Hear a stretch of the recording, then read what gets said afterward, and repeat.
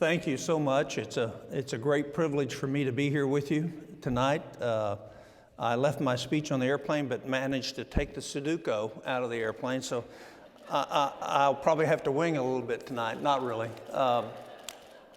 Look, I so appreciate what API does.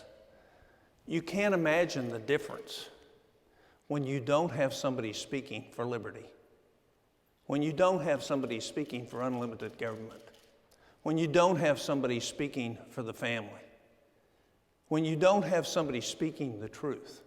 So to me, it's a great honor to be able to be here tonight, to be able to speak with you, to share some of my thoughts. I think there are three main goals of supporting family.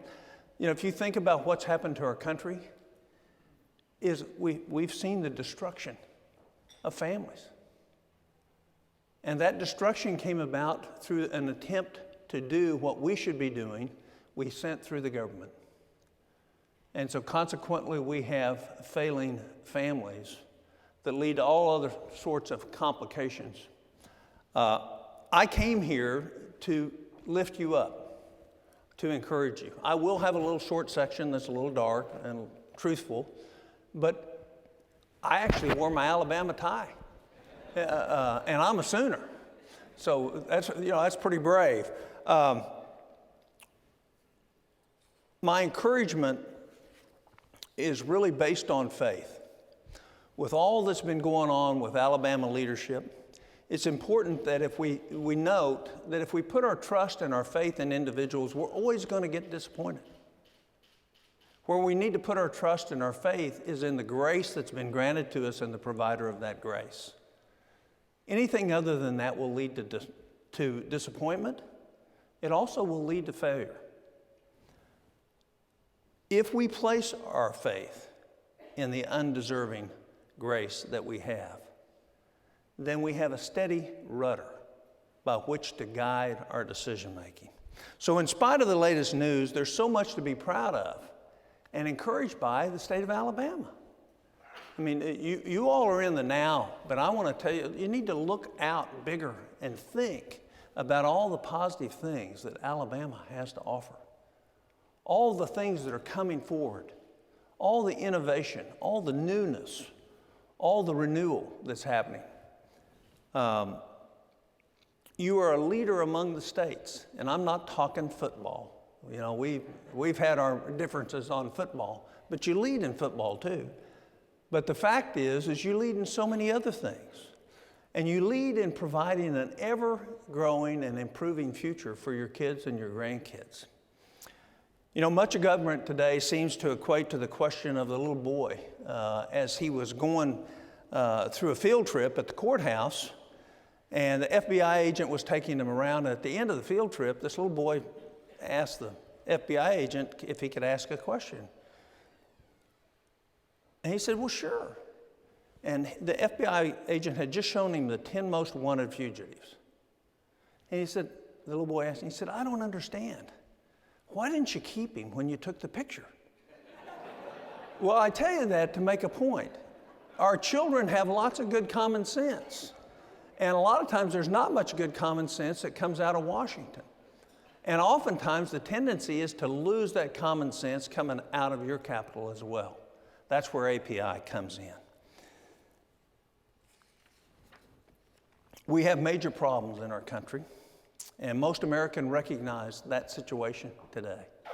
I actually left the Senate because I decided you couldn't fix the problems there, much like your leader of API. I don't think the solution's in Washington.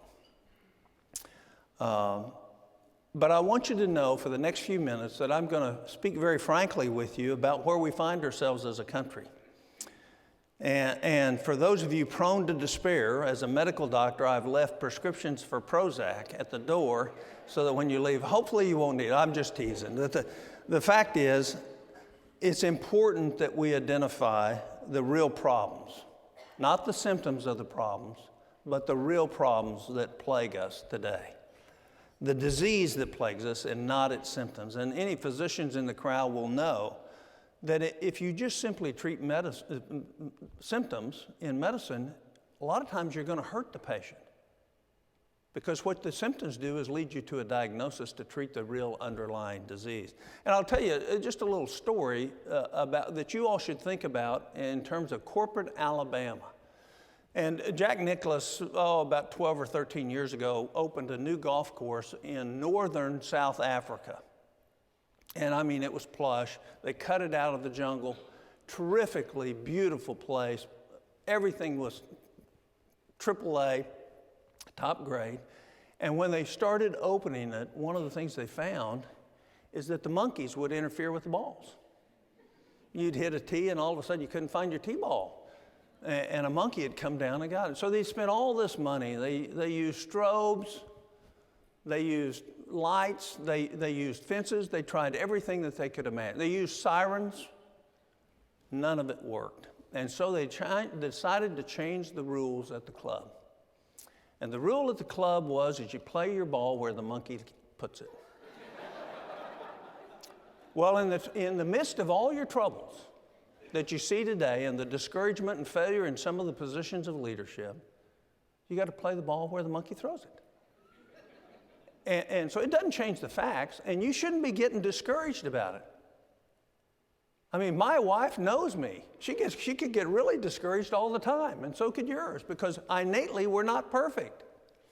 And for you to idolize and think that our leadership can't make mistakes, and I'm not making excuses for any of it, don't get me wrong. I want you to have a perspective about Alabama that you are one of the greatest states in this union. You lead in so many areas. Your desire for family and faith is strong. Your desire to limit the government and hold people accountable and be transparent is great. You cannot lose sight of that. Let me give you some statistics. And this is where the Prozac comes in. Unfunded liabilities in this country are growing at $6 trillion a year. We now have $143 trillion in unfunded liabilities, $19 trillion in debt, and an obligation for every taxpayer of over $1 million when you recognize the unfunded liabilities. We can't leave that to our children. We have to fix that. We have $400 billion that we know. Everybody in Washington agrees that is waste, fraud, or duplication every year. They all agree, but none of them have the courage to actually change it, to actually do what's right, to do what's truthful, and to be honest and take the pain of leading. One of the key, and another example, and the reason I want to transition to this is one of the key tenets of API is strong families. And I have seen as a practicing physician, as a businessman, and also as somebody that served in Congress, that as we have destroyed the family, we are destroying our country. The family is the cornerstone with which society passes down both the moral codes and the mores of a society. And that's how the next generation gets its get up and go. It's right and wrong. And when we no longer have the ability to have a stable rudder because we no longer have those mores passed and we no longer have those mores inculcated as a part of society, we lose the ability to be free.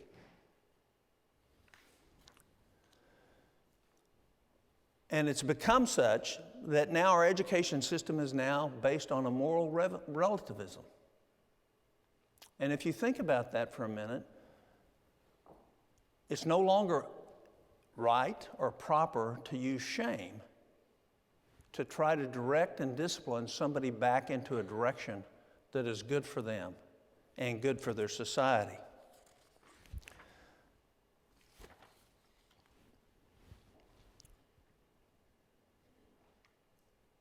Right now, I think probably Alabama's budget for education is probably 65% federal. I don't know if that's right. It's probably close. That's about what it is around the country.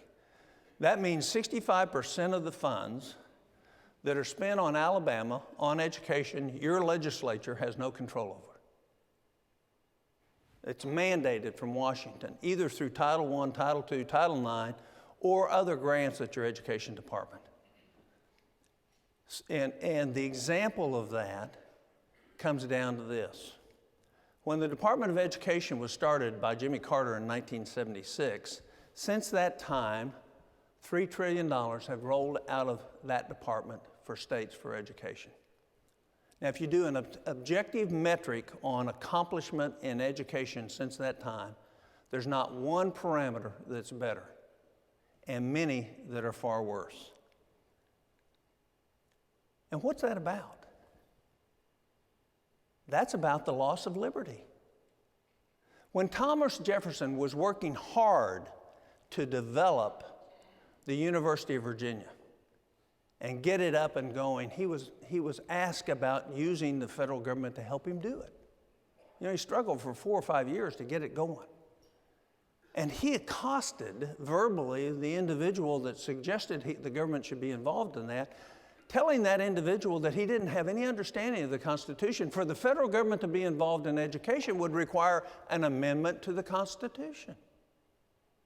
And yet we've had no amendment to the Constitution. We've seen the decline in education. We've just seen the idea that you can't have morals within education. We have supposedly an amoral education. You can't have an amoral. Everybody, you're going to have a moral, one way or the other. It's either going to be good or bad. And the education that we have now allowed the federal government to influence and indict has limited the ability of our kids. So if we want strong families, we have to enforce strong qualities within them. One of the most influential books I ever read was in 1994. It was a book by Marvin Lasky. Some of you may have read it. It's called The Tragedy of American Compassion. And he outlines what America did the first 175 years of its existence in terms of helping people who needed help.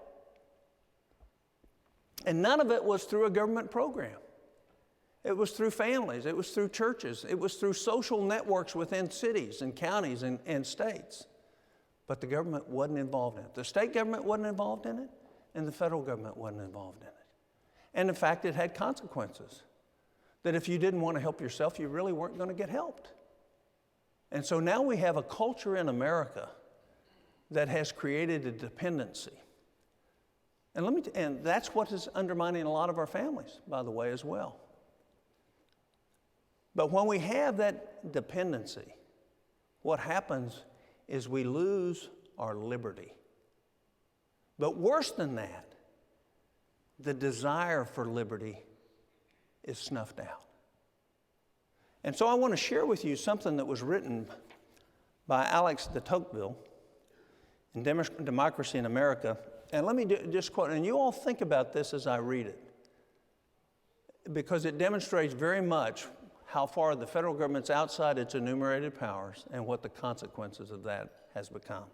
And this, remember when this was written, in the late 1700s.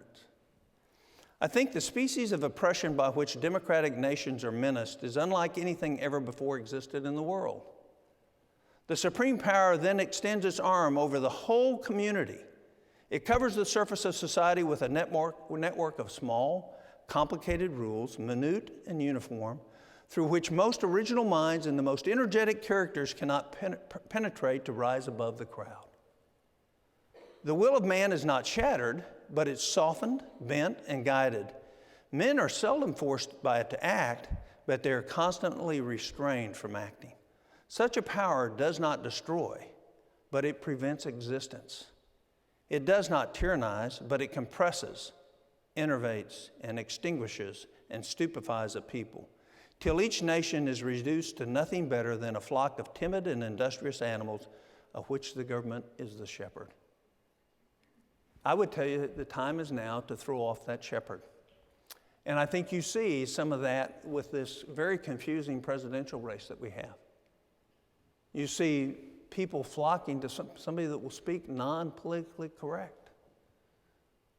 You see a Marxist gathering 50% of the hard left votes who believes in a statism and is proudly vowing that. We now have a large majority, a large demographic group in our country known as the millennials. There's 82 million of them. And let me share with you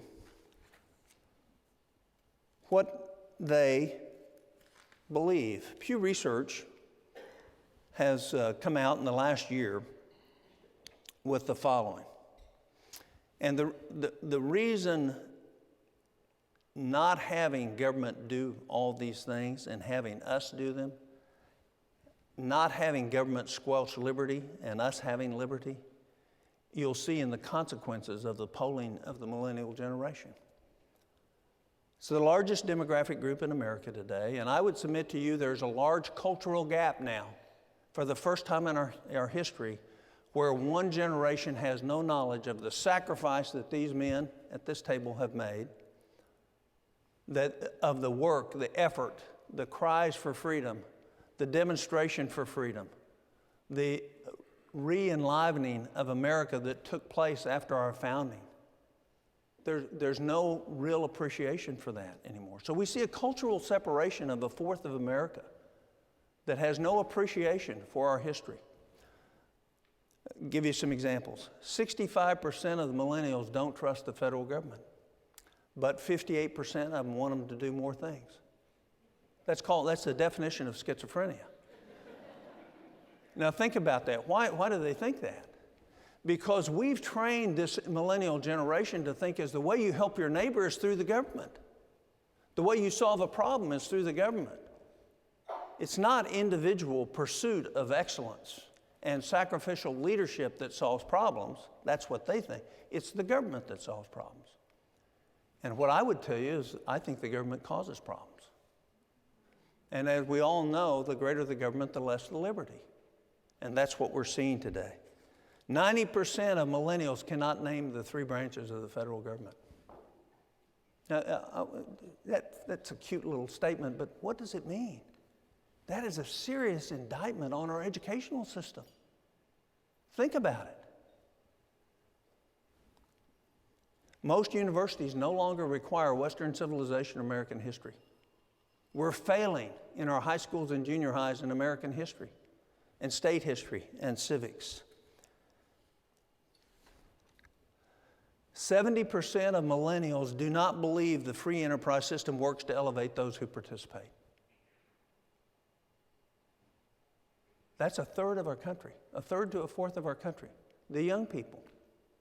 It explains a Bernie Sanders phenomenon. They actually don't think that this country's massive appreciation of wealth and advancement in science was based on free enterprise capitalistic system based on liberty and the rule of law. Again, I will say my observation from all this is the first time in the history of our country that we have this major cultural gap. And we ought to be about fixing it. And that's where API comes in. They can help fix it.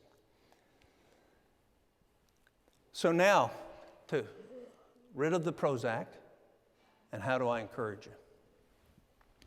So much of what we as a nation face seems insurmountable, but it's not.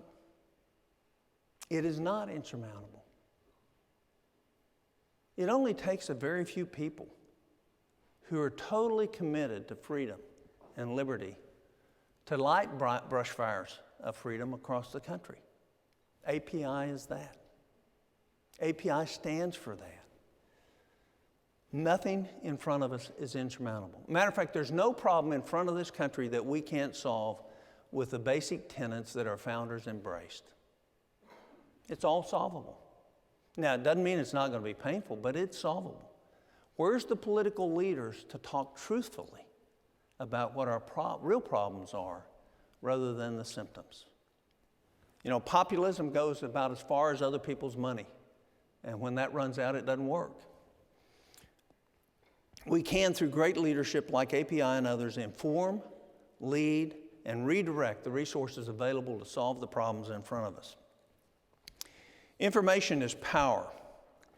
And from Article 5 movements, and if you all don't know what that is, I'm going to spend just a second to Article 5 is that section of the Constitution that allows the states to have a convention of states to put constitutional amendments up before the rest of the states. That's a movement that Alabama has already passed. Thank you for doing that. But that is the way we get a hold of the federal government. You're not going to solve it with another Congress. You're not going to solve it with another president. You're not going to solve it with new Supreme Court justices. What you have to solve it is the states reasserting the balance of power between the 10th, as outlined in the 10th Amendment, and with the federal government. And if we do that, then we will start seeing the problem solved rather than kicked down the road.